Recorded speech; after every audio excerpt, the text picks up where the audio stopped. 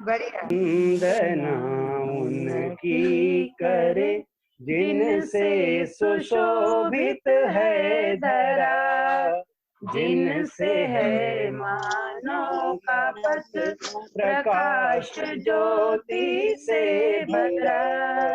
वंदना उनकी करे जिनसे सुशोभित है धरा, जिनसे दिशा हमको मिली नित मानवीय मार्ग की।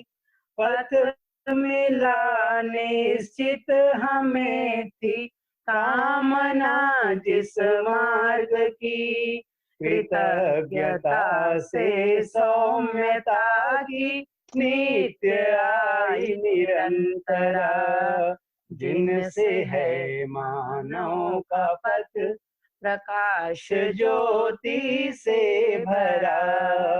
वंदना उनकी करे जिनसे सुशोभित है धरा। नमस्कार सभी को। नमस्कार।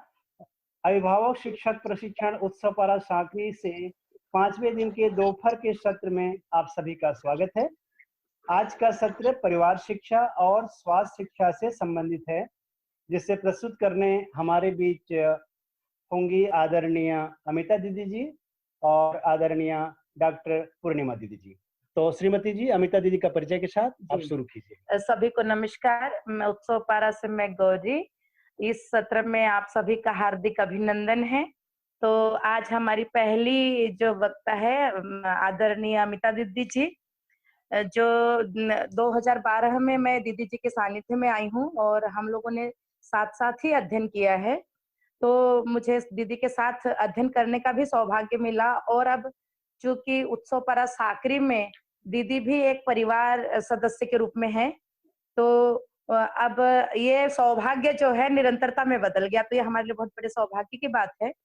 और दीदी की क्वालिटीज को मैं देखती हूँ तो एक बात मैंने देखी कि स्वास्थ्य को लेकर दीदी बहुत जागरूक रहती है।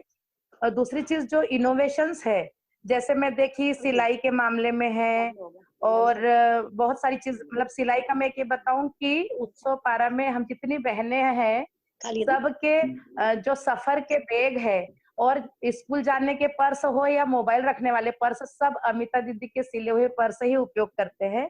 तो दीदी का ये इनोवेशन बहुत चलते रहता है। ऐसे ही मंजन बनाना है और भी बहुत सारी चीजों में दीदी प्रयोग कर रही है, स्वावलंबन को लेकर, श्रम को लेकर। तो एक तो श्रमशीलता वाला पार्ट मैं दीदी में बहुत देखी हूँ और विद्या के प्रति निष्ठा को भी देख पा रही हूँ कि कैसे विषम परिस्थिति में दीदी लगी हुई है पूरी निष्ठा के साथ।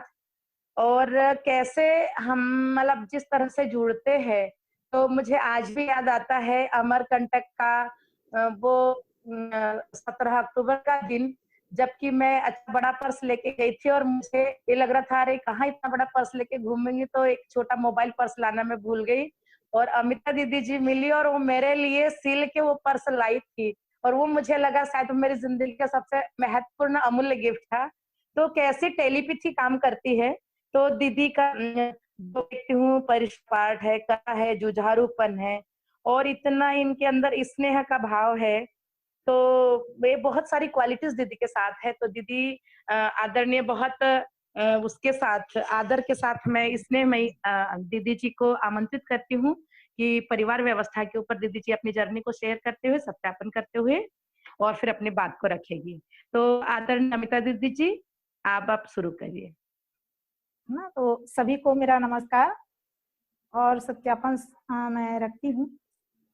मैं बाबा जी के चरणों में कृतज्ञता अर्पित करते हुए अपने आप को धन्य महसूस कर पा रही हूँ। इसके साथ ही योगेश भैया जी के प्रति भी मैं हृदय से कृतज्ञ हूँ, जिन्होंने जिम्मेदारी पूर्वक मेरे विकास में सहायक हैं। वैसे ही उत्सव पारा सांकरी के सभी भाई बहनों के प्रति भी मैं कृतज्ञ हूँ, जिन्होंने मेरे कमी को ध्यान न देते हुए मेरे अच्छाई को विकसित करने में सहयोगी हैं। मैं 2012-13 में शिविर की हूँ और उसी समय अध्ययन भी की हूँ। तब गौरी दीदी लोग भी साथ में थे। तब मुझे शुरू में तो शब्दों का बहुत अटकाव होता रहा, परंतु जैसे हर मानव सुखी होना चाहता है वैसे ही मैं भी सुखी होना ही चाहती थी। शिविर करने के बाद मुझे यकीन हो गया कि सुख तो इस चीज से मिलेगा। सांकरी व्यवस्था में जुड़ने के बाद मुझ में समझने की ओर गति आई है, ऐसा मैं देख पा रही हूँ। मैं अपनी अभी सूचना लेने के क्रम में हूँ। अब ये जो है कि मैं ये विद्या से कैसे जुड़ी उसके बारे में थोड़ा सा बता दूं। मैं 2011 में बीटीआई बिलासपुर में आवश्यकता आधारित 10 दिवसीय प्रशिक्षण में गई थी। उसमें से दो दिन जीवन विद्या के लिए निश्चित किया गया था। उसमें हमारा प्रशिक्षण जो है हीरालाल भैया जी और संजय पांडे भैया जी, ये दोनों लिए थे। तो इनके द्वारा जो 2 दिवसीय की प्रस्तुति थी, उससे लगा मुझे कि ये तो कुछ अलग ही चीज है। तो फिर बाद में हीरालाल भाई जी से व मिश्रा भाई जी से, पेंड्रा वाले, मैं इसके संबंध में बात की और पूरी जानकारी ली इसके बारे में और पूछी मैं भैया जी से। मुझे याद है कि शिक्षा कर्मी को ये वाला शिविर करने का अवसर मिल पाएगा कि नहीं मिल पाएगा। तब भैया जी बोले हाँ क्यों नहीं, अनपढ़ लोगों को भी मिल सकता है, वो लोग भी ये शिविर कर सकते हैं, ऐसा बोले। तो फिर मैं पूरी प्रक्रिया के बारे में जानकारी ली कि कैसे पहुंचा जाए वहां तक, क्या करूं इसके लिए। तो फिर साव भैया जी ही मेरा नाम वहाँ SCRT में भेजे और उन्हीं के द्वारा मैं वहाँ से नाम लेके फिर गई हूँ और उनके प्रति मैं कृतज्ञ हूँ। उनका भी ध्यान से उतर गया था तो 1 साल मिस हो गया, तो फिर दूसरे साल के लिस्ट में मेरा नाम आया। तो इस तरह से मैं हीरालाल भैया जी के माध्यम से इसमें जुड़ पाई हूँ। मैं उसका बहुत बहुत सम्मान पूर्वक प्रणाम करती हूँ उन्हें। तो ये हुआ मेरा जोड़ना। अब जैसा कि इसमें 3 उसमें विषय के बारे में बातचीत करनी है, 3 टॉपिक में, जैसे कि मैं विद्या में कैसे निष्ठा बना पा रही हूँ। तो ये जो है विद्या के संपर्क में आने से मुझे 2 बातें जो मेरे विचार को पूर्णतः बदल दिए, वो सूचना रूप में ही मिला। वो ये है कि एक तो है निरंतर सुख पूर्वक जिया जा सकता है और दूसरा जीवन में लिंग भेद नहीं है।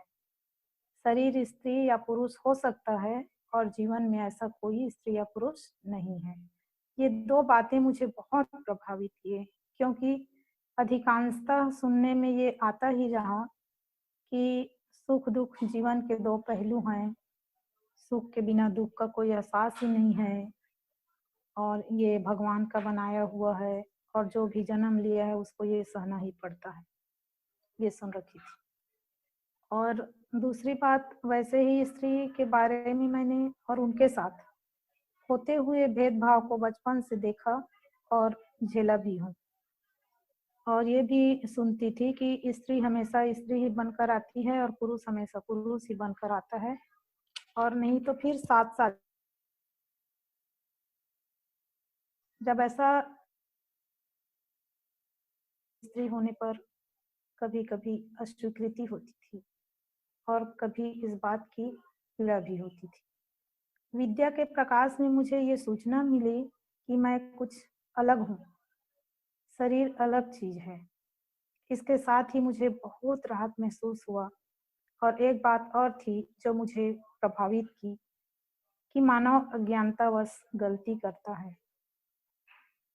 तो ये जानने के बाद, ये सूचना मुझ तक आने के बाद मेरे अंदर में एक ये बना कि मैं जानने के बाद गलती से मुक्त हो सकती हूँ, ये आशा बनी। तो इतना सूचना काफी था विद्या में निष्ठा बनने के लिए। और सांकरी अवस्था में योगेश भैया जी के जो मार्गदर्शन है वो मेरे निष्ठा को पोषित करने में सहायक सिद्ध हुए, जिसे उत्सव पारा के सभी भाई बहन इसे पोषित करने की प्रक्रिया को साक्षी रूप में सहायक हुए हैं। अब दूसरी बात मैं रखना चाहती हूँ कि ये विद्या को परिवार शिक्षा में कैसे देखते हैं। तो पहले तो मैं सामान्य परिवार शिक्षा के संबंध में ध्यान रखती थी, परंतु जैसा कहा कि जिया हुआ बात को रखना है, तो इसको मैं सार रूप में यही देखती हूँ। विद्या के पहले तो मैं दूसरों का व्यवहार अपने साथ देखती थी और शिकायत से भर जाती थी। मैं खुद को नहीं देखती थी कि मैं दूसरों के साथ कैसा व्यवहार करती हूँ। अब विद्या के प्रकाश में मुझे पता चलता है कि अब अपना व्यवहार दूसरों के साथ देखती हूँ तो अपनी अयोग्यता पर ध्यान जाता है मुझे। तब शिकायत नहीं होती या न्यून हो जाती है। और जब मेरा व्यवहार दूसरों के साथ बदला है तो मैं इसको देख पा रही हूँ, दूसरों का व्यवहार मेरे साथ भी बदला है।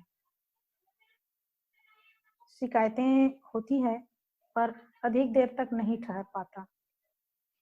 पहले तेज क्रोध आता था, अब अपनी अयोग्यता के कारण विवशता नजर आती है और विवशता भी ज्यादा देर तक नहीं ठहर पाती, फिर ठीक हो जाती हूँ। पहले भी मेरा सोने जागने का समय निश्चित था, समय का उपयोग किसी कार्य को करने में लगाती थी। अब विद्या को समझने के लिए लगा पा रही हूँ और खुशी महसूस कर पा रही हूँ। और तीसरी बात है कि प्रतिकूलता में स्वयं को या मन को कैसे बनाए रख पाते हैं। तो ये है, जब भी प्रतिकूलता महसूस करती हूँ तो ये सूत्र याद आ जाता है मुझे कि दूसरों के अयोग्यता से प्रभावित होना ही मेरी अयोग्यता है। तो जब स्वयं को अयोग्य पाती हूँ तो दूसरा कसूरवार नजर नहीं आता मुझे, और मैं स्वयं को अयोग्य महसूस करती हूँ तो मेरी बोलती बंद हो जाती है सचमुच में। और इस तरह धीरे धीरे विचलन समाप्त हो जाता है।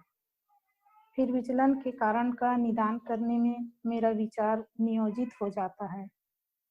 कोई काम मेरे बस की बात होती है तो उसे कर लेती हूँ, और दूसरों के ऊपर निर्भरता वाली बात होती है तो ध्यान नहीं देती ज्यादा। अब मुझे सच में दिखने लगा है कि अगला में योग्यता नहीं है, इसलिए नहीं कर पाया।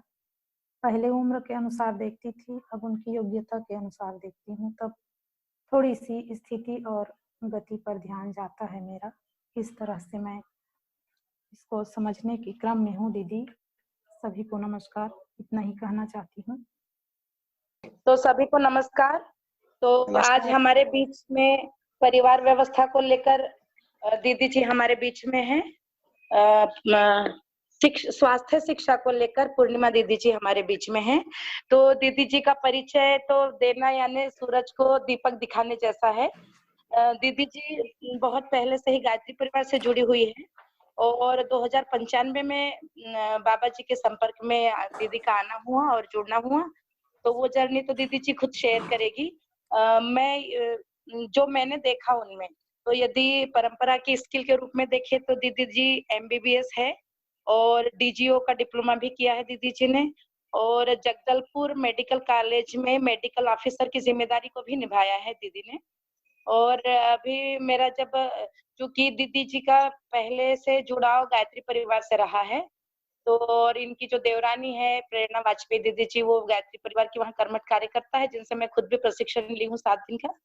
तो दीदी जी का उसमें भी बहुत शोध हुआ है गायत्री परिवार में, जो पुंसवन संस्कार से लेके और जैसे जैसे बच्चे की उम्र बढ़ती है तो क्या क्या वो होने चाहिए, तो वो सारी जानकारी भी है। और स्किल के रूप में दीदी गायनोकोलॉजिस्ट भी है।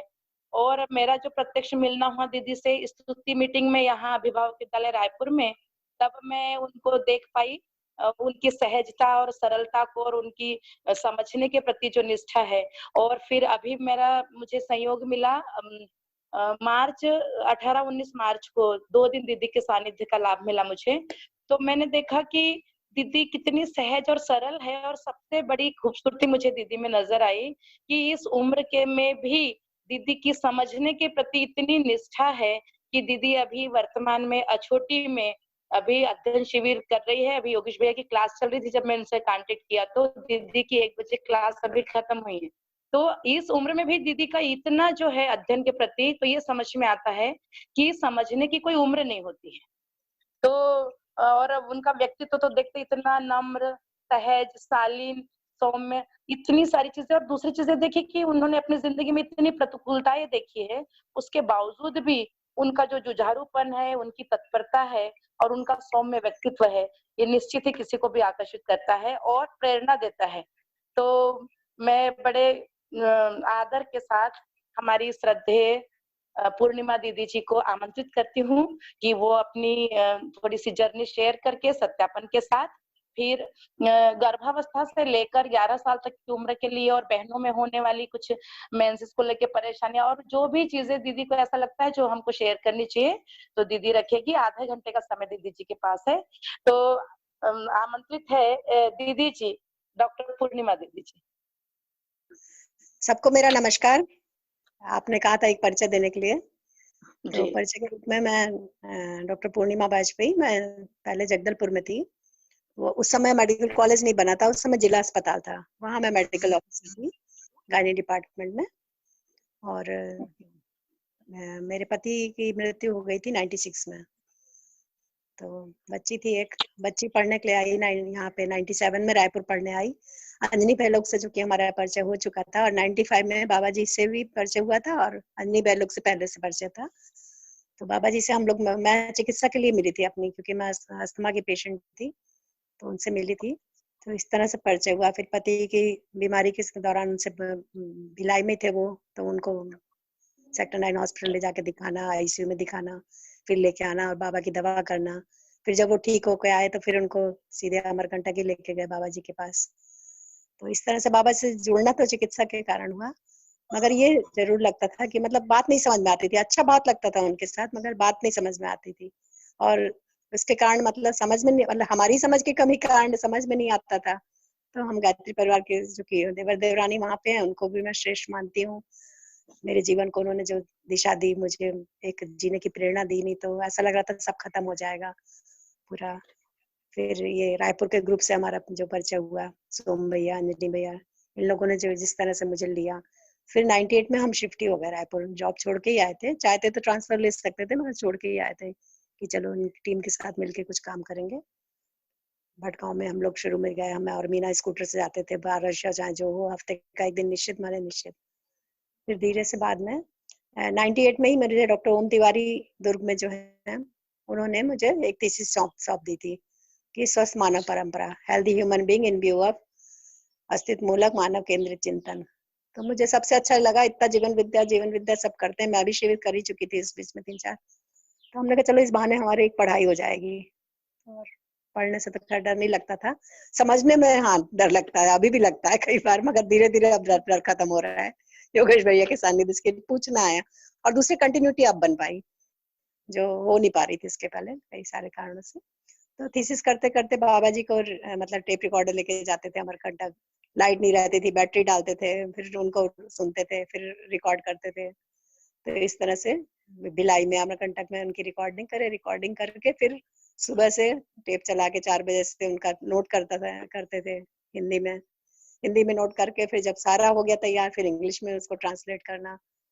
तो मगर ठीक है, हो तो गया, एक काम हो गया मतलब, मगर फिर भी मतलब तृप्ति तो नहीं मिल रही थी। उसके बाद फिर पारिवारिक जिम्मेदारियों के कारण हम ज्यादा लगातार हम रह नहीं पाए। सानिध्य जरूर रहा बाबा जी का अपने ग्रुप का, मगर ऐसे अध्ययन के उस समय था भी नहीं ऐसा व्यवस्था। 5-6 लोग इनके थे, वही लोग मिल के कुछ पढ़ लिए थोड़ा बहुत।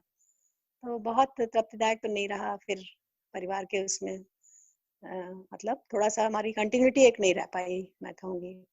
और फिर दिल्ली चले गए, बेटी का यूपीएससी के थ्रू सिलेक्शन हुआ, सीधे क्लास 1 ऑफिसर, वहाँ लेके गए, उसको ज्वाइन करा के फिर लड़का भी ऐसा ढूंढना था जिसका दिल्ली में जॉब हो। शादी हो गई, बच्चे हो गए, बच्चे पल गए। अब तो बहुत अंदर से खालीपन तो एक लगता था। हालांकि वहां भी ग्रुप है, मगर उतना कंटिन्यूटी बन नहीं पाई। बसंत साहू लोग यहीं शिफ्ट हो गए पटना में आके, सुनीता जान जी भी दूर चली गई, और हापुड़ थोड़ा दूर तो पड़ता ही है, छोटे बच्चे इनके, तो हम छोड़ के बहुत तो नहीं जा सकते थे। तो लेकिन यह है कि हाँ, संपर्क बराबर बना रहा सबसे। और रायपुर ग्रुप से खासकर जो पारिवारिक है उसके कारण तो बेस्ट प्लेस हमें ही लग रहा था, अगर जाना है तो रायपुर जाना है। और फिर इस तरह से मेरा अभी आना हुआ रायपुर में और छोटी में। और मेरे को ये और चीज लगी कि मतलब भाई उम्र कोई बाधक नहीं होती है, छोटा बच्चा भी समझ सकता है, बड़े भी समझ सकते हैं। लगन हमें चाहिए, हमारी तीव्र इच्छा चाहिए, हमारी टॉप प्रायोरिटी कुछ और चीजें बन जाती हैं तो फिर नहीं हो पाते काम, फिर पूरा अस्तित्व आ जाता है। अस्तित्व सहज हमारी इच्छा है तो बिल्कुल पूरी होगी, जरूर पूरी होगी, इसका भरोसा तो होने लगा है बहुत अच्छे से। तो ये मेरी जर्नी की बात है। और बाकी गायत्री परिवार के साथ हम जुड़े ही हैं अभी भी। तो उसमें आवगणी संस्कारवान पीढ़ी कार्यक्रम ने मुझे आकर्षित किया और एक यज्ञोपैथी ने आकर्षित करा श्वास संयम के हिसाब से भी। और आवगणी संस्कारवान पीढ़ी कार्यक्रम जो कि बीइंग गायनेकोलॉजिस्ट हम जुड़े ही हैं, और हमारी वर्कशॉप्स वगैरह अच्छी चल रही थी दिल्ली में, गाजियाबाद में, डिस्ट्रिक्ट हॉस्पिटल्स में, कई सारे प्राइवेट हॉस्पिटल में। इवन एक वर्कशॉप थी, एक कॉर्पोरेट हॉस्पिटल है यशोदा हॉस्पिटल, वहाँ की तो जो डायरेक्टर थी उन्होंने यही कहा मेनोपॉज हो गया, नहीं तो मैं जरूर एक बच्चा इस तरह से पैदा करती। इतना उत्साह था लोगों में। और मगर इस बीच में अपनी स्वयं की अतृप्ति के कारण मतलब ठीक नहीं लग रहा था, तो फिर घर में बात करी तो सब लोग तैयार हो गए और मैं आज छुट्टी में हूँ। और जो सोचा नहीं था वैसा घट गया। डॉली और मंजीत भैया के पास हम एक हफ्ते के लिए आए थे कि एक हफ्ते के लिए बढ़ा रहे हैं योगेश भैया, हरिजन बाद रुक जाते हैं। फिर 22 मार्च का जनता कर्फ्यू है, और योगेश भैया ने भी मतलब जो लोग चले भी गए थे तब भी हम लोग के लिए उन्होंने उसको रोका नहीं अध्ययन को हमारे। इस बीच में 21 मार्च को मीना गाड़ोदी आ गई, बस फिर तो कोई बात ही नहीं थी। और धीरे धीरे लोकेश्वरी, सुनती, रेखा, गोपाल भैया, उनकी बेटी माही, तो इस तरह सबका आना हुआ। तो हम लोग का बढ़िया क्रम चल रहा है अध्ययन का। अभ्यास दर्शन हमारा पूरा हो गया, समाज शास्त्र भी खत्म होने वाला है। तो और ये समझ में आ रहा है कि क्षण क्षण हमें तो सतर्क रहना है, सजग रहना है। अभी तो सतर्कता वाली बात पे ध्यान देना, एक एक चीज पे ध्यान देना। योगेश भैया हम लोग का पूरा साथ दे रहे हैं, कभी भी मतलब कितना भी पूछो, बार बार पूछो, तब भी कभी बिल्कुल उनका नहीं, तो उनका बहुत सहयोग मिल रहा है, अच्छा लग रहा है, बहुत सुखद माहौल हो रहा है। तो आज हम इकट्ठे हुए हैं बात करने के लिए कि गर्भस्थ शिशु से 12 वर्ष की आयु सही होना चाहिए। तो इसमें मेरा कहना है मानव शरीर से श्रेष्ठ कोई रचना नहीं है। ऐसे शरीर को चलाने वाली चैतन्य इकाई, या उसको जीवन परमाणु भी बोल सकते हैं, वह इसे चलाता है।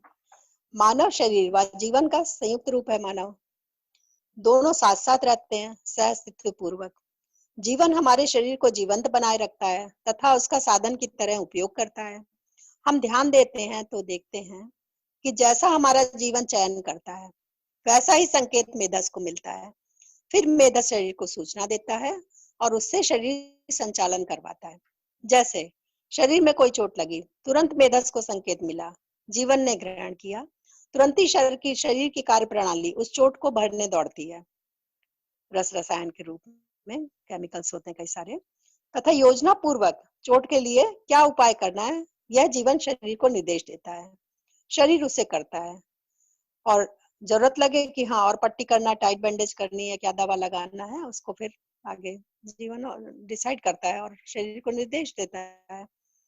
इसी प्रकार ज्ञानेंद्रियों द्वारा संकेत ग्रहण, उसका विश्लेषण, फिर चयन जीवन करता है और शरीर चलाता है। तो स्वस्थ शरीर द्वारा ही हम जीवन जागृति को मानव परंपरा में प्रमाणित कर सकते हैं। यही स्वस्थ शरीर का मूल्यांकन है। जीवन की जीवंतता द्वारा ही हमारे शरीर के इनवॉलेंटरी फंक्शन, मतलब उसमें कुछ करना नहीं पड़ता, जैसे दिल धड़कता है, पाचन होता है, मेधस की कार्य प्रणाली आदि, कुछ अच्छी कार्य ज्ञानेंद्रियों से प्राप्त संकेतों द्वारा जीवन कर्मेंद्रियों से संपन्न कराता है। जैसे जैसे हम समझदार होते हैं हम जिम्मेदार भी होते हैं। शरीर हमारा साधन है तो इसको स्वस्थ बनाए रखना हमारी जिम्मेदारी है, ऐसा हमें स्पष्ट होना आवश्यक है। जैसा ग्राम स्वराज व्यवस्था के अंतर्गत स्वास्थ्य संयम के लिए मतलब प्रत्येक नर नारी को अपने स्वास्थ्य के लिए आश्वस्त रहने का एक अवधारणा पूर्ण संकल्प हम सबको लेना होगा और दूसरों को भी संकल्पबद्ध कराना पड़ेगा कि हमारी जिम्मेदारी है। उसी श्रृंखला में व्यायाम व खेलों के लिए उत्साहित करना, संक्रामक रोग निरोधी उपायों की उपयोगिता से सभी को अवगत कराना, जैसे हाइजीन, पर्सनल हाइजीन, घर में खाना बनाना तो क्या साफ सफाई का हमें ध्यान रखना है ना। घर की सब्जियां हैं तो भी मतलब सब्जियां थोड़ा पहले से भिगा दे, 3-4 घंटे पहले। मान लीजिए बाहर की सब्जियां इंसेक्टिसाइड, पेस्टिसाइड जो भी यूज करते हैं किसान, वो अगर पानी में भिगा के रख दें तो धुल जाते हैं। छोटी छोटी बातों का हम खाना बनाने में ध्यान रखते हैं। पीने का पानी का हमें कैसे हम संग्रहण करें, उसका कैसे रखें और कैसे प्रयोग करें।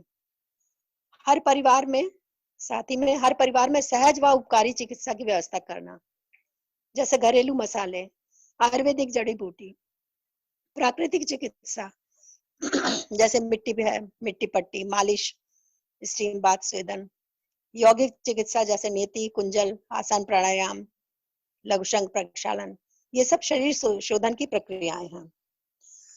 अब जीवन जब संयम पूर्वक अपनी जिम्मेदारी लेता है शरीर को स्वस्थ रखने की, तो इसके लिए शरीर की व्यवस्था हमें समझनी पड़ेगी। अपने हम शरीर की प्रकृति समझनी, कम से कम अपनी जिम्मेदारी लें अपने स्वास्थ्य की, कि हमारी प्रकृति कफज है, पित्तज है, वातज है या कोई मिश्रित प्रकृति है। अपने शरीर की जिम्मेदारी जब हम स्वयं लेते हैं तो अपने शरीर की प्रकृति के अनुकूल आहार, विहार, आसन, प्राणायाम का चयन करते हैं। कौन सा भोजन मेरे शरीर के अनुकूल है, कौन से काल में मुझे कौन सा भोजन करना है, अपनी दिनचर्या हमें नियमित करनी है। यह सारी जिम्मेदारी हमारा जीवन लेता है और यही संयम है। यह इंद्रिय संयम, अर्थ संयम, विचार संयम, समय संयम के रूप में परिलक्षित होता है। इंद्रिय संयम क्या है? शब्द, रस, रूप, रसगंध की इंद्रियों द्वारा हमें सकारात्मक सूचना ग्रहण करनी है। क्या हमारे लिए सकारात्मक है, क्या मेरे हित में है, वैसी सूचना ग्रहण करनी है। ऐसी सूचना जो हमारे स्वास्थ्य के लिए अनुकूल हो। उपयोग हम समय निश्चित होती है। आवाज क्लियर नहीं है। हेलो, नहीं आ रही? आवाज नहीं आ रही है।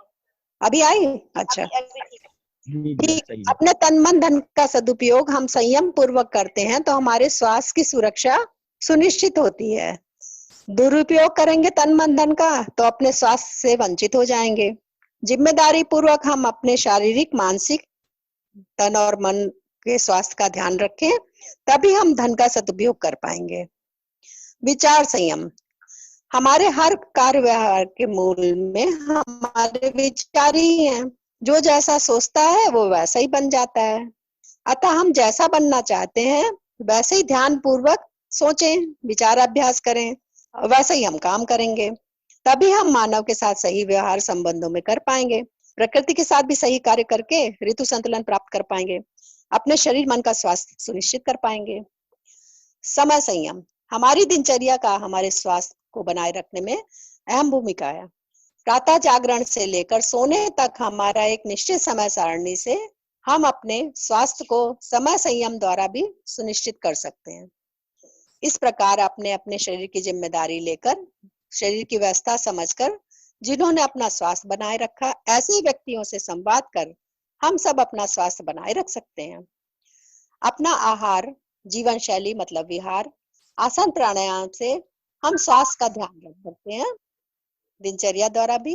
फिर यदि शरीर में कोई दोष दिखाई दे तो पास में उपलब्ध औषधि, जैसे रसोई में उपलब्ध अजवाइन, हींग, हल्दी आदि से प्राथमिक चिकित्सा हम कर सकते हैं। तो इस तरह से हम देखते हैं कि तब भी हम अपने बच्चों के स्वास्थ्य की भी रक्षा कर पाएंगे जब हमें जागरूकता होगी स्वास्थ्य के लिए। बच्चे का शरीर तो गर्भावस्था से ही बनना शुरू हो जाता है। डिंब और शुक्र का संयोग उसकी पुष्टि और पुष्टि के लिए प्राप्त द्रव्यों की पवित्रता, शुद्धता और संयोग विधियों के आधार पर विविध प्रकार के प्रभाव देखने मिलते हैं। इसके लिए होने वाले माता पिता का तथा उनके अभिभावकों का जागरूक रहना आवश्यक है। किसी परिवार में सभी परिवार सदस्य एक दूसरे के साथ संबंध पहचानते हैं। उन संबंधों में निहित मूल्यों को पहचान कर निर्वाह करके मूल्यांकन पूर्वक उभय तृप्ति पाते हैं तथा परिवार की आवश्यकता से अधिक उत्पादन श्रम पूर्वक करने में पूरक होते हैं। ऐसा परिवार समाधान समृद्धि को प्रमाणित करता है और ऐसा ही हमारी आने वाली पीढ़ी जिए, यह कामना सभी रखेंगे तो वैसी ही योजना बनाकर आने वाली संतान के साथ न्याय कर पाएंगे। बच्चा तो है ही न्याय का याचक। कई श्रेष्ठ जीवन अपने लिए उपयुक्त वातावरण वाले परिवार ढूंढते हैं। जागृतिशील व जागृत युवा पीढ़ी उन्हें यह सुअवसर देकर संस्कारवान पीढ़ी मानव परंपरा में दे सकती है। हम सबको इसके लिए जन जागरूकता शिक्षा व्यवस्था द्वारा बनाना होगा। तभी गर्भ के 3-4 माह के बीच सुखद वातावरण वाले परिवार में शरीर को संचालित करने के लिए श्रेष्ठ जीवन आएंगे। गर्भधारण तो बच्चा देखता है कि कैसे मेरे परिवार में सब जी रहे हैं। गर्भावस्था में शिशु में प्राण और रस का संचालन और पूर्ति गर्भवती के शरीर के क्रियाकलाप पर आधारित है। यही गर्भस्थ शिशु का वातावरण है। वातावरण का दबाव स्वाभाविक है। जीवन का संकेत ग्रहण भी करता है, प्रसारण भी करता है। यहाँ पे अभी बच्चा कुछ प्रसारण नहीं करता, खाली संकेत ग्रहण करता है। तो गर्भस्थ शिशु के जीवन के लिए माता के संकेत ग्रहण करना ही उसके वातावरण का दबाव है। गर्भवती द्वारा किया गया संभाषण, आचरण, धीरता, वीरता, उदारता, दया, कृपा, करुणा पूर्वक कैसा आचरण माँ कर रही है।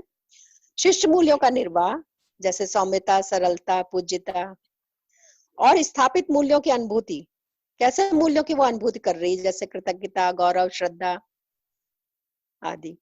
और गर्भवती द्वारा किए गए व्यक्तित्वों का स्मरण, कैसे लोग व्यक्तित्वों का वो स्मरण कर रही है और उनके आचरण का स्मरण कर रही है।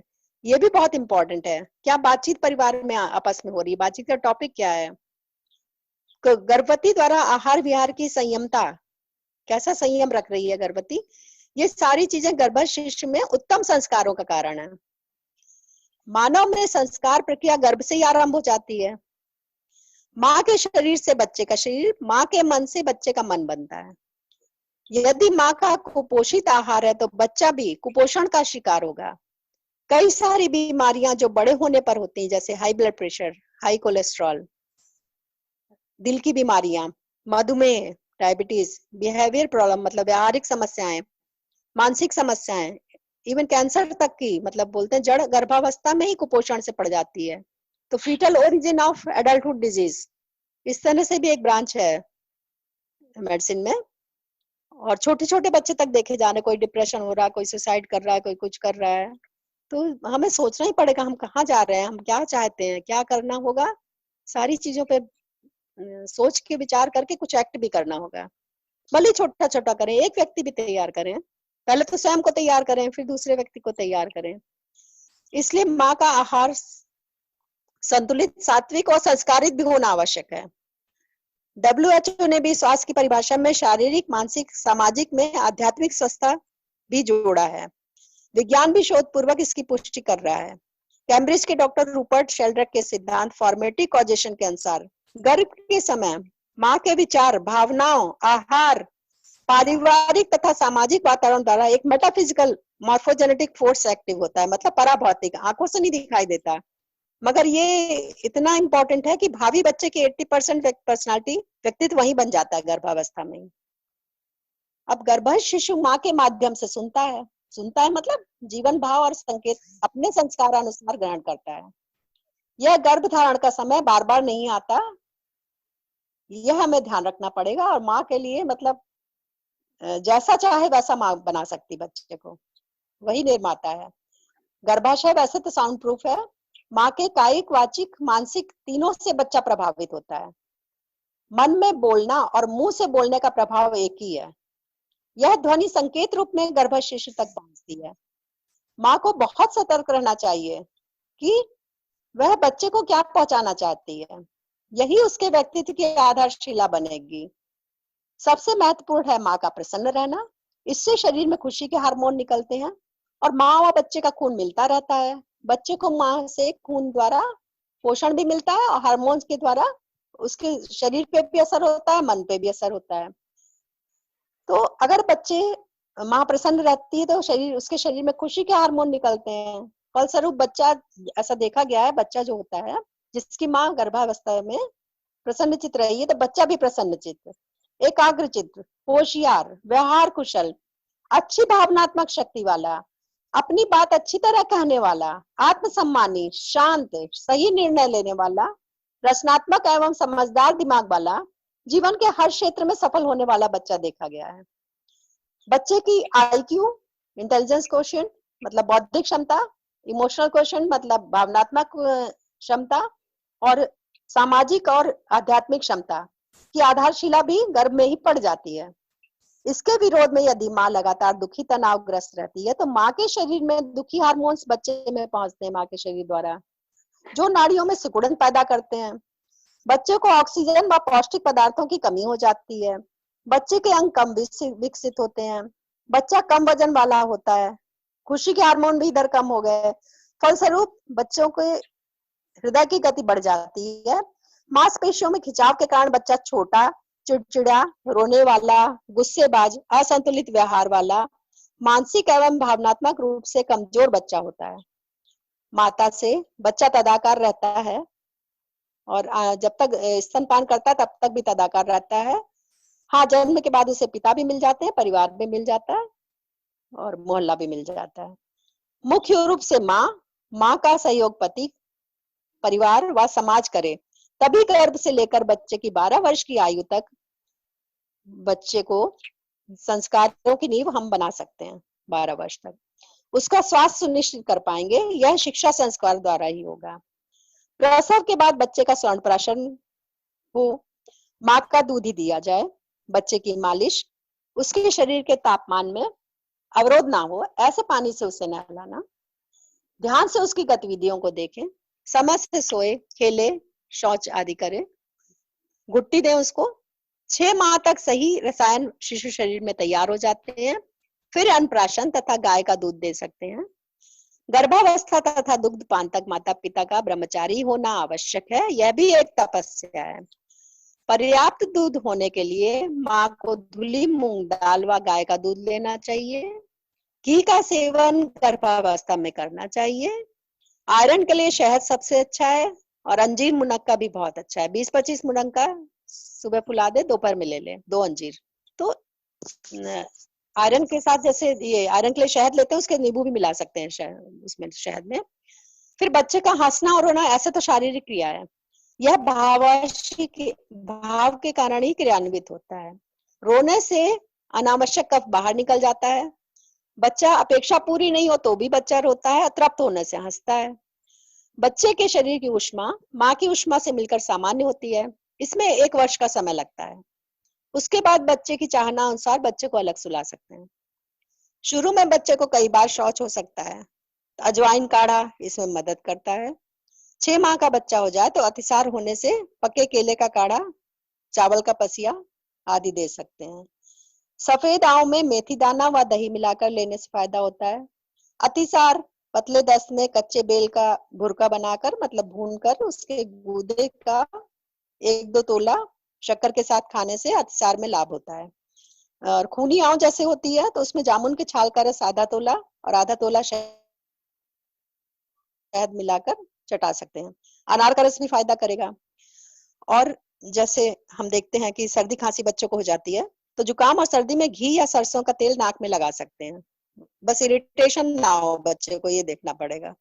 गरम घी में हींग मिलाकर शरीर से थोड़ा सा गर्म तापमान में नाभि, हाथ पैरों के नाखून में लगाने से फायदा होता है। दूध में हल्दी डालकर उबाल कर ठंडा कर मतलब एकदम ठंडा नहीं, लेकिन हाँ दूध दे सकते हैं गुनगुना कर। अदरक का भी प्रयोग कर सकते हैं, दूध जब गर्म हो जाए तो डाल दें, तो ऐसा अदरक से संस्कारित दूध भी फायदा करता है, बड़ों को भी बच्चों को भी। बच्चे की आंख में अगर लालिमा आ जाए तो माँ या गाय का दूध बारंबार डालने से लाभ होता है। गला बैठ जाए, नाक का भरा भरा लगे, सांस लेने में तकलीफ होना, ऐसी स्थिति में अजवाइन, हल्दी, काली मिर्च समान मात्रा में मिलाकर करीब 1 तोला गाय गोबर के कंडे को लाल कर लें, उसमें डाल दें, फिर इस धुएं को सुंघाएं। 3-4 बार करने से फायदा होगा। और कंडा ना मिले तो गरम तवा में अजवाइन डाल दें, उसका धुआं लेने से भी आराम मिलेगा। मगर ध्यान रखें बच्चों का केला ना छोड़ें, नहीं तो जलने की दुर्घटना होने का डर रहता है। सामान्य सर्दी में दूध में हल्दी, तुलसी पत्ता, काली मिर्च, अदरक डालकर उबाल लें और फिर बच्चे को पिलाएं। सामान्य खांसी में काली मिर्च, सौंठ, पीपली समान भाग में मिलाकर 1/4 चम्मच शहद के साथ चटाएं। पीपल की छाल 1 तोला महीन पीसकर खीर बनाते समय खीर में डाल दें, उस खीर को रोज खा सकता है बच्चा। श्वास होने पर मतलब दमा होने पर कच्चा अड़ूसा या वासा 20 ग्राम, मुलेठी 5 ग्राम, पीपल का छाल 20 ग्राम, हर्रा 5 ग्राम, गुड़ 50 ग्राम, इन सबको आधा किलो 1.5 किलो करीब पानी में उबालें। जब अवलेह जैसा हो जाए मतलब मलहम जैसा हो जाए तो उतार लें। गुनगुना रहते 1-1 चम्मच बारंबार खाते रहें। दमा की तकलीफ खत्म होते तक खाते रहें और प्रतिदिन 1-2 बार करें। लीवर बढ़ जाता है, कई बार भूख नहीं लगती या लीवर संबंधी कोई भी विकार हो तो तो अपामार्ग मतलब चिड़चिड़ा का रस और पुनर्नवा का रस आधा आधा तोला मिलाकर दिन में 2-3 बार चटाएं। इससे बच्चों के सफेद दस्त, दाने जैसे दस्त होते हैं, कई बार बच्चों को ज्यादा दस्त में फायदा होता है। संस्कारित हल्दी आधा चुटकी गर्म पानी के साथ लेने से भी लीवर में फायदा होता है। साथ ही इम्यूनिटी, रोग प्रतिरोधक क्षमता भी बढ़ती है। कोरोना संक्रमण से बचाव के लिए भी ये सहायक है संस्कारित हल्दी।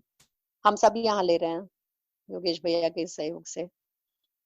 छोटे बच्चों को गैस की शिकायत होने से हींग गाढ़े पानी में घोल, मतलब गाढ़ा गाढ़ा पानी में घोल लें, फिर नाभि और पेट में लगा दें।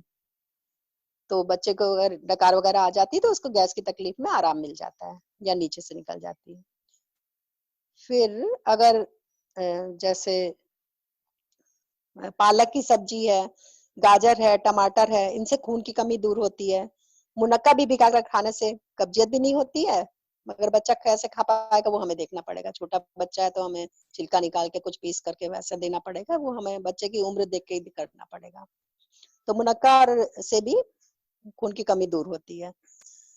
अधिक दस्त हो अगर तो नमक शक्कर पानी फायदा करता है। आजकल लड़कियों की माहवारी 10-12 साल की आयु में आ जाती है। इस समय उन्हें आराम करने की सलाह दें। साफ कपड़ा प्रयोग करें और उसका प्रॉपर डिस्पोजल करें, मतलब उसको जला दें या गाड़ दें, क्योंकि पैड्स का जो मटेरियल रहता है वो कई साल, मतलब कभी कभी 50 साल तक उसको डिसॉल्व होने में लग जाते हैं। तो लेकिन फिर भी अब आज की जो स्थिति है उसमें पहले तो मतलब हम मैत्री कर पाए बच्चों से, है ना, उसके बाद उनको मतलब दिक्कत भी ना हो, तो सारी चीजें देख के डिसाइड करें। मगर हमें पता तो रहे कि ऐसा होता है। डायपर्स हैं, जैसे डायपर्स डिसॉल्व होने में कई साल लग जाते हैं। माहवारी होने से बच्चियों को उसका महत्व तथा शरीर रचना की गतिविधि के रूप में बताएं कि यह एक विशेष प्रक्रिया है जो उन्हें मां बनने लायक शरीर तैयार करती है, परंतु यह संभव पति पत्नी संबंध में ही होता है। उसके पहले मतलब 0 to मतलब 3 साल तक संबोधन, आज्ञा पालन, सहयोग विद्यालय की सहायता से, ये इसमें तो घर का ही परिवार का सहयोग रहता है। 3 से 12 वर्ष विद्यालय की सहायता में संबंधों की पहचान, आज्ञा पालन, सहयोग, अनुकरण, अनुसरण। माहवारी कष्ट के साथ होने पर घृत कुमारी की सब्जी खिला सकते हैं। घृत कुमारी का रस आटे में सानकर रोटी खिला दें। माहवारी कष्ट के साथ एवं कम जिनको माहवारी होती है बच्चों को, तो उसमें बांस की पत्ती, कपास की डोंडी और घृत कुमारी सभी 20-20 ग्राम, 5 लौंग 2 किलो पानी में पका लें। जब 1 कप बचे गुड़ मिलाकर पिलाएं बच्चे को। और एक तरीका है 10-15 लौंग को पानी में एक टिफिन में रखकर कुकर में 5-6 सीटी दे दें। फिर जब सीटी का भाप निकल जाए, इस पानी को पीने से भी दर्द दूर होता है। लौंग का काढ़ा। माहवारी ज्यादा होती है तो गुड़हल के फूल पीस लें, 2 ग्राम कत्था मिलाकर 1 तोला खाएं दिन में 3 बार, और 3 भुनी लौंग भी इसमें मिला सकते हैं। तो भारत जैसे विशाल देश में 70% जनता तो गांव में बसती है। ग्राम स्वराज व्यवस्था के अंदर हम हर घर आंगन में उपलब्ध सामग्रियों का प्रयोग कर स्वास्थ्य की देखभाल करें।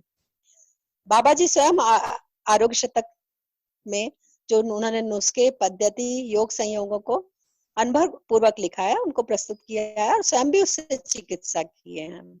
तो हमारे पास वह पुस्तक भी उपलब्ध है, आप सब उसका लाभ ले सकते हैं। तो अंत में यही कहना चाहूंगी कि जीवन में संयम के लिए तो कोई दवा नहीं है सिवाय समझदारी के। शरीर को ठीक रखने की ट्रेनिंग शरीर व्यवस्था में निहित ही है, उससे अच्छा कोई डॉक्टर ही नहीं है शरीर व्यवस्था से अच्छा। तो पहले व अभी भी कई लोग नाड़ी के ज्ञान पर रोग को सराहनीय तरीके से पहचाने थे। यह कठिन अवश्य परंतु समग्र है। यंत्र से, आजकल जो यंत्र आ गए हैं डायग्नोसिस के लिए, तो उससे हम किसी की बीमारी और दर्द तो सुन नहीं पाते, हमें सुनना पड़ेगा। शरीर व्यवस्था को बलवती बनाने के लिए शरीर व्यवस्था के अनुकूल हम रस और द्रव्य शरीर को दें। इस तरह से हम विशेषज्ञ से निकल पाएंगे और तभी हम चिकित्सा का लोकव्यापीकरण कर पाएंगे। मेरा ऐसे कहना था, भारत जैसे विशाल देश में जहाँ 70% जनता गांव में बसती है, तो ग्राम व्यवस्था के अंदर हम हर घर आंगन में उपलब्ध सामग्रियों का प्रयोग कर अपने स्वास्थ्य की देखभाल करें। बाबा जी ने स्वयं आरोग्य शतक में जो नुस्खे, पद्धति, योग संयोगों को अनुभव पूर्वक लिखा है, उसको प्रस्तुत किया है और स्वयं भी इस चिकित्सा को किया है उन्होंने। अतः और ये पुस्तक हमारे पास अवेलेबल भी है ना, हम सब उसका लाभ लें तो लास्ट में यही कहना चाहूंगी कि जीवन में संयम के लिए तो कोई दवा है नहीं सिवाय समझदारी के। शरीर को ठीक रखने की ट्रेनिंग शरीर व्यवस्था में ही निहित है। पहले व अभी भी कई लोग नाड़ी ज्ञान के आधार पर रोग को सराहनीय तरीके से पहचाने हैं। यह कठिन अवश्य परंतु समग्र है यह चिकित्सा। तो हम सबको इसमें चिकित्सा के लोक व्यापीकरण से थोड़ा थोड़ा हम सब लोग इसमें गति करें, क्योंकि यंत्र जो आ गए हैं आजकल डायग्नोसिस के लिए, उससे हम किसी की बीमारी और दर्द तो सुन नहीं पाते। यंत्र कैसे सुनेगा? शरीर व्यवस्था को बलवती बनाने के लिए शरीर व्यवस्था के अनुकूल रस द्रव्य शरीर को दें, तब हम विशेषज्ञता से निकल पाएंगे और चिकित्सा का लोक व्यापीकरण कर पाएंगे। धन्यवाद। बहुत बढ़िया दीदी जी, बहुत सटीकता से इतना सारगर्भित आपने जानकारी दी। बहुत बहुत कृतज्ञता आपके प्रति। और आपने जो आश्वासन दिया है, आप सतत हमारे साथ बने ही रहेंगे। आपका मार्गदर्शन पूरे उत्सव पारा को निरंतर मिलता रहेगा और निश्चित ही हमारे लिए बहुत सौभाग्य की बात है कि आप जैसी विभूतियां हमारे साथ हमारे मार्गदर्शन के लिए तत्पर है। तो पुनः खूब खूब सारा धन्यवाद। और अब चलते हैं हम अपने जो बंधु भगिनी सुन रहे थे तो फीडबैक की ओर। इसमें जिन बंधु भगिनियों की कोई यदि प्रश्न होंगे तो वो भी हम दीदी से कर सकते हैं। और जहां हमारा ध्यान गया हो, हमारे पास 20 मिनट है फीडबैक के लिए। हमने इसीलिए फीडबैक के लिए समय रखा है ताकि जिन को जो बात समझ में आए सब लोग अपनी शेयरिंग जरूर करेंगे। और यदि कोई अपने प्रश्न होंगे तो वो भी दीदी जी के साथ रखेंगे। तो चलिए शुरू करते हैं। कौन? हाँ, उसके पहले एक बात बता दूं कि आज हमारे बीच छुरी कटघोरा से रमाकांत भांजेश्री उपस्थित है, जो काफी लंबे समय से शांति कुंज हरिद्वार से जुड़े हुए हैं और पूरा परिवार बहुत समर्पित है। मेरी जो देर सास थी जो अभी नहीं है, शांत हो गया, लेकिन शांत हो गई दीदी जी, लेकिन उनने जो किया है तो पूरा परिवार शांति कुंज में समर्पित है। तो आज वो भी हमारे बीच है। और चेन्नई से पल्लवी दीदी जी भी है साथ ही, और केशव भाई जी, और बॉम्बे से मंगेश भाई जी, और बाकी 3 और नए मेहमान हैं हमारे साथ, लेकिन उनका नाम मुझे नहीं पता है। गैलेक्सी G2 शो कर रहा है इसमें, और एक का है गैलेक्सी नोट 8 और गैलेक्सी G2, ऐसे 2 कर रहे हैं। तो ये भी नए भाई जी लोग हमारे बीच है। तो आप सभी का भी उत्सव पारा साकरी के अभिभावक शिक्षक प्रशिक्षण में हार्दिक स्वागत है, अभिनंदन है। तो अब हम चलते हैं फीडबैक की ओर। तो चलिए शुरू करते हैं। आप लोग पूछिएगा जिनके कुछ प्रश्न हैं तो। हेलो, प्रणाम बड़ी मम्मी, सबको प्रणाम, सबको नमस्ते। नमस्ते नमस्ते। ये स्वास्थ्य को लेकर जो बताई ना, उसको जो समझी उसको मैं बताने का प्रयास कर रही हूँ बड़ी मम्मी जी। अपने स्वास्थ्य के लिए विचार संयम भी होना भी जरूरी है। संयम का समय का संयम होना, अपनी दिनचर्या कैसी हो, कौन से टाइम में कौन सा भोजन अपने शरीर को सूट करेगा, कौन से टाइम में क्या खाना है क्या नहीं खाना है, इसकी जानकारी होना जरूरी है। और यौगिक चिकित्सा के रूप में योगा प्राणायाम भी कर सकते हैं। और गर्भ काल में जैसे माँ के पेट में बच्चा का जीवन का प्रवेश होता है, तो उसके बाद में माँ जैसे जैसे सोचती है, जैसे उसके कार्य व्यवहार होते हैं, वैसे ही बच्चे उनके अनुरूप वही सोचता है और उसका व्यक्तित्व का विकास 80% हो जाता है करके बताई हैं कि पेट में ही बच्चे का विकास, व्यक्तित्व का विकास हो जाता है। जो खाएंगे, क्या आहार लेना है, क्या नहीं लेना है, उसको देख के अगर माँ डिप्रेशन में रहेगी, बच्चा भी वैसे ही रहेगा। माँ खुशी से रहेगी, प्रसन्नचित रहेगी, तो बच्चा भी वैसे ही होगा। और ऐसे करके बताई हम, जैसे जैसे माँ का कार्य व्यवहार वैसे वैसे बच्चे का विकास होगा करके। और उसके बाद छोटी मोटी दवाइयाँ बताई हैं, जैसे सर्दी में सर्दी पकड़े हो बच्चे को तो दूध में हल्दी डाल के, अदरक, तुलसी का पत्ता डाल के हम पिला सकते हैं बच्चों को। दस्त हो तो नमक और नींबू का पानी पिला सकते हैं। महामारी कष्ट हो तो घृत कुमारी की सब्जी खिला सकते हैं। और लौंग का पानी रख के, पानी गर्म करके भी पिला सकते हैं। ऐसे दीदी बताई है। बस बड़ी मम्मी जी ऐसी। बहुत बढ़िया बेटा जी, बहुत। इससे ये समझ में आया कि आपका सुनना सही हुआ है, आप बहुत ध्यान से सुने हैं। बहुत बहुत बधाई आपको भी। दीदी जी का, पूर्णिमा दीदी का तो अद्भुत उसमें वो है। वो मेरे को लगता है कि ना, मैं कौन से क्षेत्र को बोलूं, दीदी ने जैसे बताया कि प्राकृतिक चिकित्सा को बताया, आयुर्वेदिक चिकित्सा को बताया, और बच्चों को किस प्रकार से रखना है उन्हें इतने सरलता सहजता से बताया, और ये जितने कार्यक्रम बताए, जितना दवा बताया अपने घर में ही उपलब्ध है।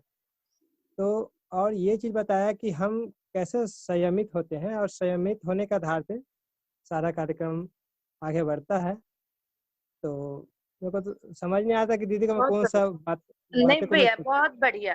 अब इसमें ये है कि जो बात क्लिक हुई, जो हम करेंगे अपने जीवन में शामिल करेंगे, केवल वो बात रखनी, जहाँ हमारा ध्यान गया, जो हमारे जीवन से जुड़ जाएगा, वो केवल बहुत उतनी बात।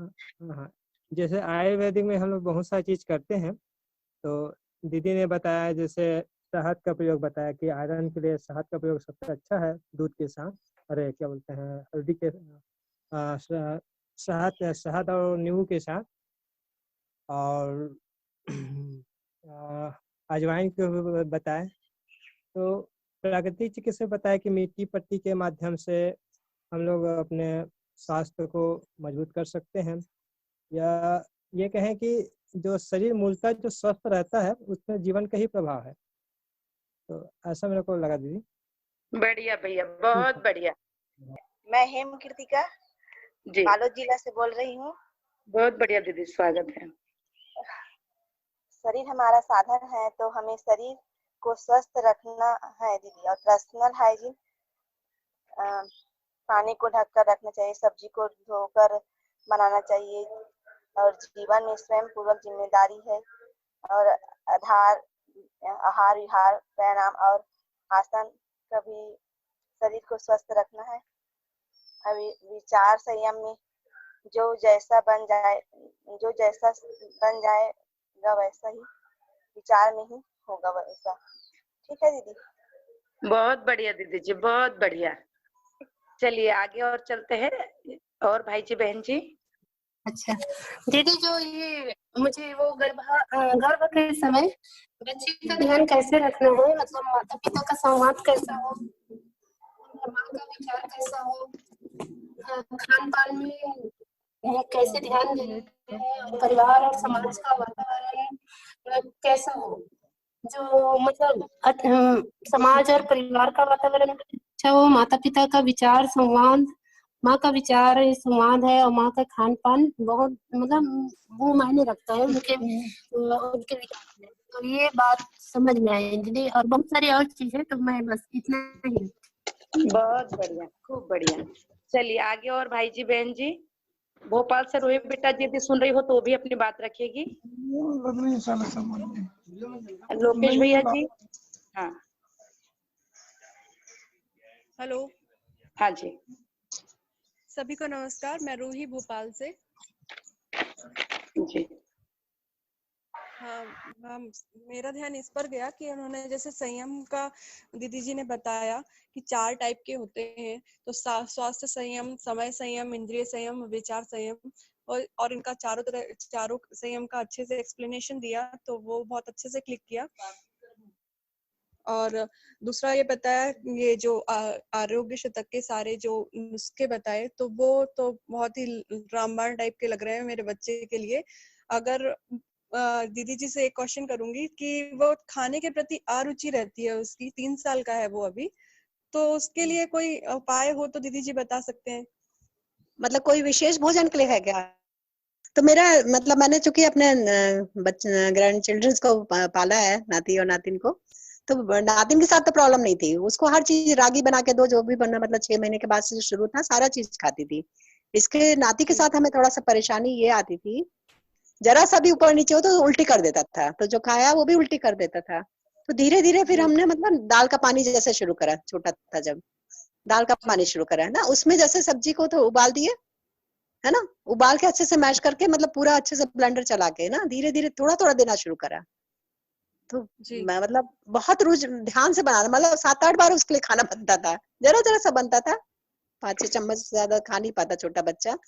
इस तरह से हमने करा, और ये हाल था उसका। तो मतलब अभी तो 3 साल का है, अभी तो 3 साल का है वो। नहीं, मैं बता रही हूँ, मतलब ऐसे हमने उसको पहचाना, उसकी रुचियों को, है ना, धीरे धीरे इंट्रोड्यूस करा मैंने, ये मैं बता रही हूँ, है ना। और ये हालत थी उसकी थी कि मतलब पेज पसिया के अलावा मतलब सबसे अच्छा उसको वही लगता था, पेज पसिया बना दो मिक्स नमक मिला दो, घी मिला दो, सबसे अच्छा उसको घी लगता था। धीरे धीरे वही दाल का पानी देना शुरू करा, फिर दाल चावल में मिला के सब्जियां अच्छे से मैश करके धीरे धीरे खाना पड़ा। तो आपको पहचानना पड़ेगा थोड़ा सा उसको, है ना। और उस बीच में बाबा जी ने जो कहा है आरोग्य शतक में, भूख नहीं लगे तो उसके लिए आप देख सकती हैं उसको। जैसे जी मैंने बताया ना, अपामार्ग का रस और पुनर्नवा का रस आधा आधा तोला मिलाकर दिन में 2-3 बार चटना है। बाबा जी ने आरोग्य शतक में लिखा है इसके बारे में, तो इसको देखिए, है ना। और रुचि और वाला वो भी देखिएगा पार्ट को, है क्या दीदी, चीज अच्छी जैसे लगती डब्लू बना के रहते हैं ना बच्चे, पैर मोड़ कर रखता है है। तो पैर दर्द होते हैं कि क्या, वो समझ नहीं आता। हाथ पैर दर्द होता है बताता है, हाँ, क्या बताता है? पैर हमेशा मोड़ के ही रखता है। और हाँ तो मालिश का देखिए, मालिश के बहुत जी इम्पोर्टेंस है। मालिश का देखिए, और न्यूट्रिशन तो उसको देना पड़ेगा। अपने कल्पेश भाई बहुत अच्छा एक वो बनाए हैं बिस्किट, वो उसके जी इंग्रेडिएंट्स भी पूरे लिखे हुए हैं, कल पूर्जा करके। वो हमारे यहाँ मंजीत भैया का जो उनका पोता है, वो तो खाने लगा है आराम से।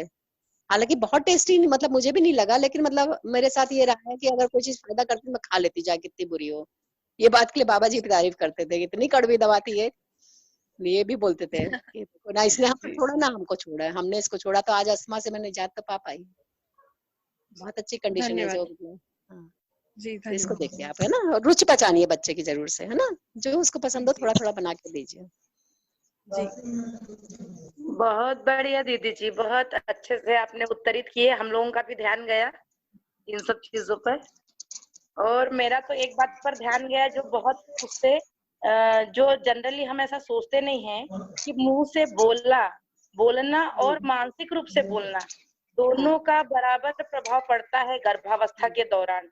ये तो एक इतनी जबरदस्त बात ऐसी वो हुई कि अभी तक ये लगता था कि हम जो बोलते हैं उसी का प्रभाव पड़ेगा, पर यदि हमने मानसिक रूप से भी कुछ सोचा है तो वो भी प्रभावित करता है। तो यहाँ हमको बहुत सतर्क होकर एक गर्भवती माँ को अपने विचारों को बहुत सकारात्मक और व्यवस्था, अभी तो अपन परिवार मूलक स्वराज व्यवस्था की बात कर रहे हैं, विद्या से जुड़ने के कारण एक हमारे पास ऐसा आ ही गया है वो, तो हमारी मानसिकता का भी कितना जबरदस्त प्रभाव पड़ता है। तो यहाँ हम काम करके वाकई में ऐसी पीढ़ी गढ़ सकते हैं जिसकी आपने बात कही। बहुत बहुत धन्यवाद। चलते हैं अगली बहन जी या भाई जी की ओर।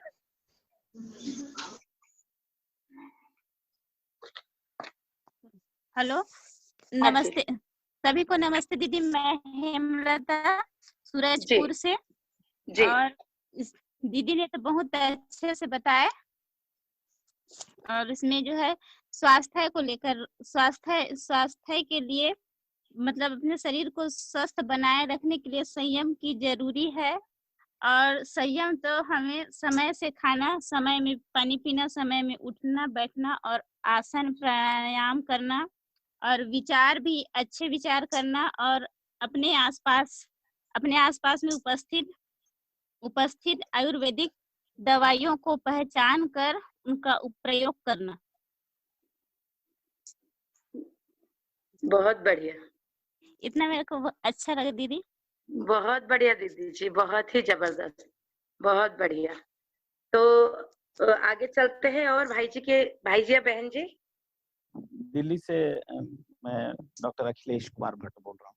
स्वागत है भैया जी। दीदी सबको नमस्कार, सबके प्रति बहुत सारी कृतज्ञता।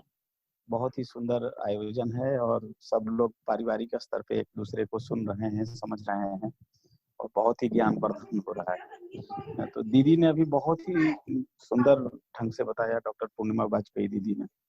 अभी कोरोना का संकट गहराया हुआ है, तो अपनी इम्यूनिटी सिस्टम को बढ़ाने के लिए घरेलू स्तर पे, हम पारिवारिक स्तर पे क्या कर सकते हैं, इस पे अगर थोड़ा प्रकाश डालेंगे तो सबके लिए उपयोगी होगा। धन्यवाद।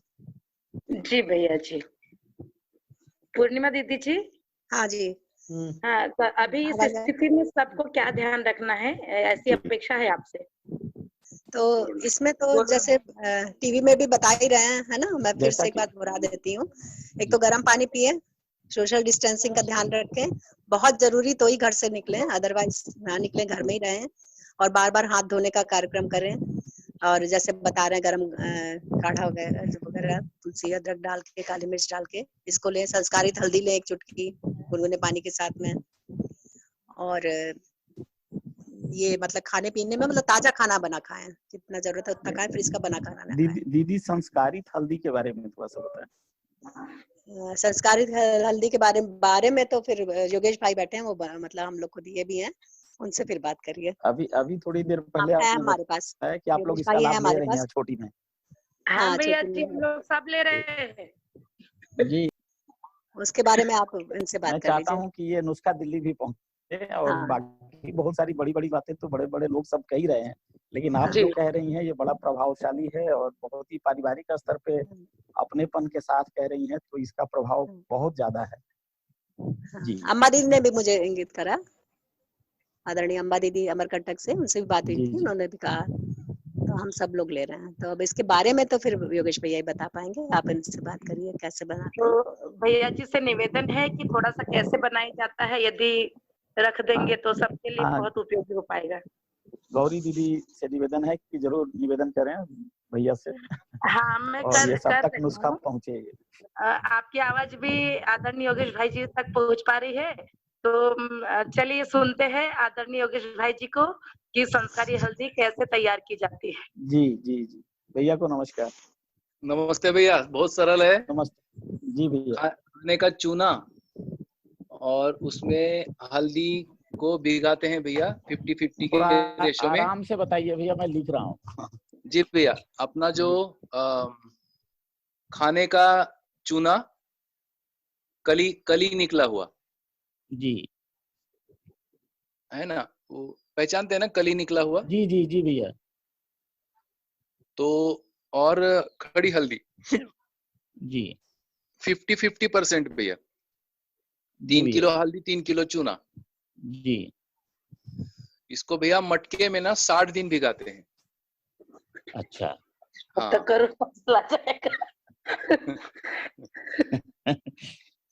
जी नुस्खा तो अब ये, और फिर ना उसको भैया डेली उसको वो करते हैं, हिलाते हैं। अच्छा, रोज हिलाना होता है उसको। 60 दिन के बाद फिर उसको निकालते हैं, सुखाते हैं जी। ऊपर का चूना झड़ जाता है और फिर पीस के लाते हैं। जी भैया।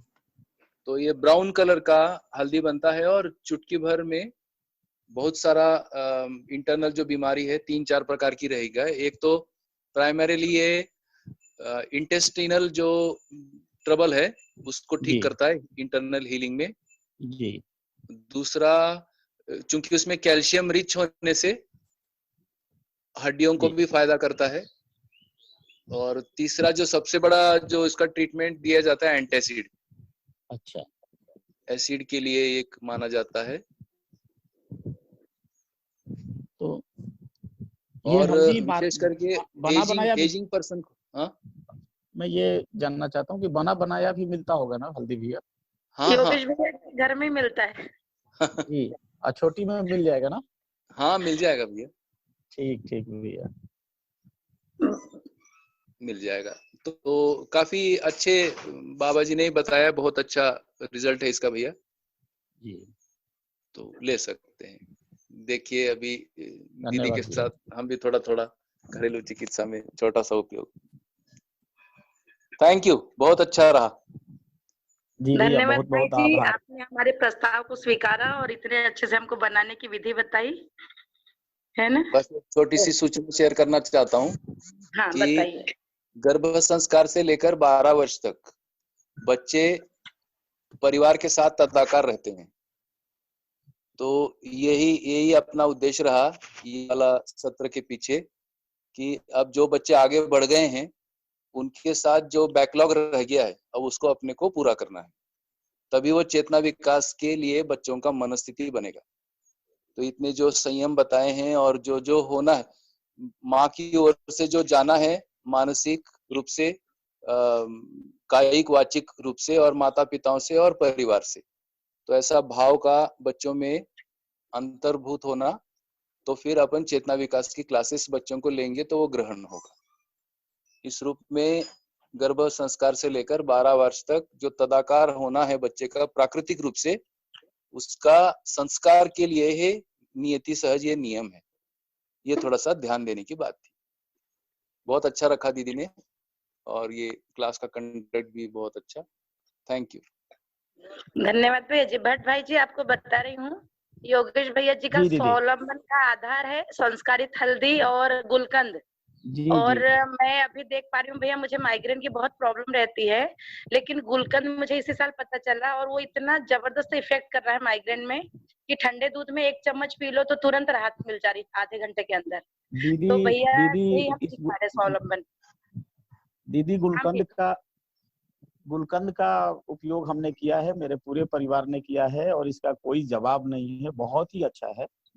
मैं पिछले दिनों अजमेर से ढेर सारा गुलकंद लाया था और जी छोटी से भी लाया, तो दोनों में जमीन और आसमान का अंतर है। जी ये सब तक पहुंचे, इस पे भी व्यवस्था होनी चाहिए। केवल छोटी जी भैया। इसकी मार्केटिंग और हम लोग इसके लिए करें कि हर जरूरतमंद तक पहुंचे। और बढ़िया।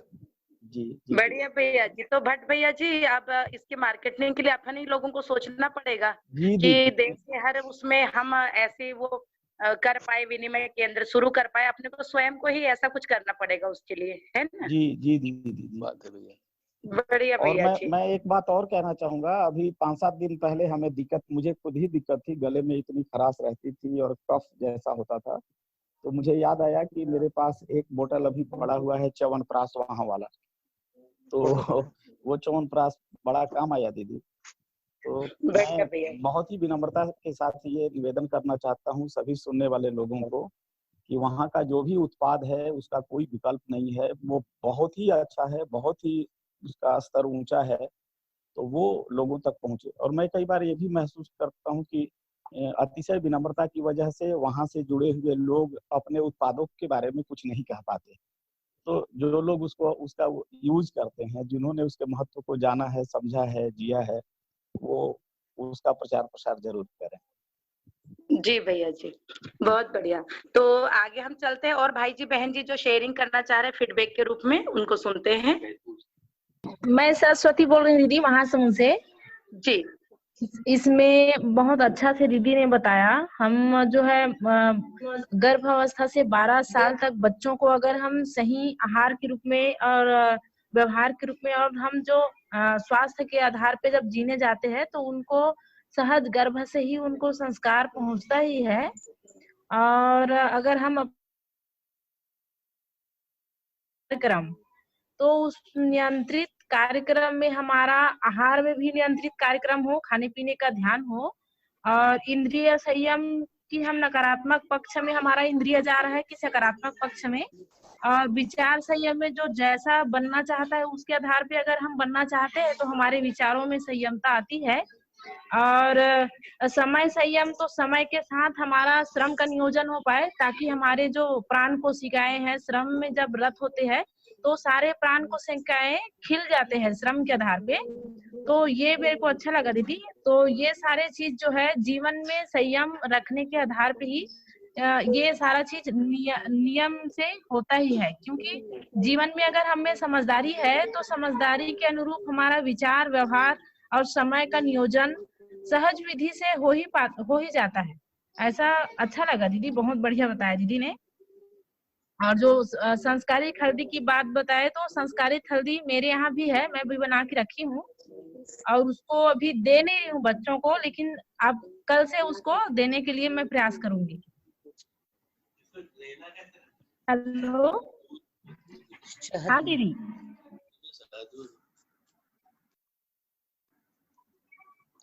मैं भोपाल से नीलमणि साहू। पूर्णिमा दीदी को बहुत बहुत नमस्कार और बहुत बहुत धन्यवाद। दीदी ने बहुत सारी जानकारी दी जो मैं देख पाई कि वैसे भी अपने घरों में जब गर्भस्थ माता होती है तो घर के लोग बहुत सारे आहार विहार और हर कार्यकलाप पर ध्यान रखते हैं और बराबर भोजन के लिए या क्या काम वो करना चाहिए, किस तरीके से सोना या उनका नियमित दिनचर्या होनी चाहिए, वो यहाँ मैं देख पाई कि दीदी ने सही बताया। और दूसरा, अपने शरीर को स्वस्थ रखने की जिम्मेदारी तो खुद की ही है, जिसमें आहार विहार आसन प्राणायाम पर हमको ही ध्यान देना है, तभी हम स्वस्थ रह सकते हैं। और साथ में जो दीदी ने कहा कि विचार व्यवहार यह सब बच्चे को प्रभावित करता है, तो उसके आधार पर मैं अपने घर में अपने पोते के समय, जन्म के समय में क्या मैं ध्यान रखती थी, उसके कारण अभी उसका कैसा मानसिकता है, और अभी भी घर का वातावरण जैसा रखते हैं वैसा ही बच्चा सोचता है, वैसा ही करता है, तो ये भी नजर आता है। तो बहुत सारी जगह में ध्यान गया दीदी ने जो भी बातें बताई, कि जैसा हम बोलते हैं या करते हैं और उसी तरीके से वातावरण रहता है, तो बच्चे की वही दिनचर्या या वही उसकी सारी आदतें पनपती है, आहार को लेकर या किसी काम को लेकर, हर तरीके से बहुत सारी काम की बात बताई। बहुत बहुत धन्यवाद दीदी जी को। बहुत बढ़िया नीलू दीदी जी। और अगले भाई जी, बहन जी, या फिर मैं अमित सैनी, मुरादनगर से, डिस्ट्रिक्ट गाजियाबाद, यूपी। जी भाई तो जी। दीदी ने बहुत अच्छा बताया है जीवन के बारे में और शरीर के बारे में, और बच्चों पे जो बहुत अच्छा उन्होंने कहा कि किस तरह से बच्चों के साथ व्यवहार करना है, और जो माता है, गर्भस्थ माता, उसको किस तरह से रहना चाहिए। तो बहुत अच्छा उन्होंने बताया, और आयुर्वेदिक चिकित्सा बारे में काफी कुछ बताया उन्होंने। आवाज आ रही है जी। मेरा एक प्रश्न है, एक जिज्ञासा है कि आपका जो आरोग्य शतक है उसकी पीडीएफ चाहता हूँ मैं। हाँ भैया जी, हम करा देंगे। हम जैसे हमको मिलेगा ना, हम आप तक पहुंचवा देंगे। जी ठीक जी, है। एक प्रश्न और है जी।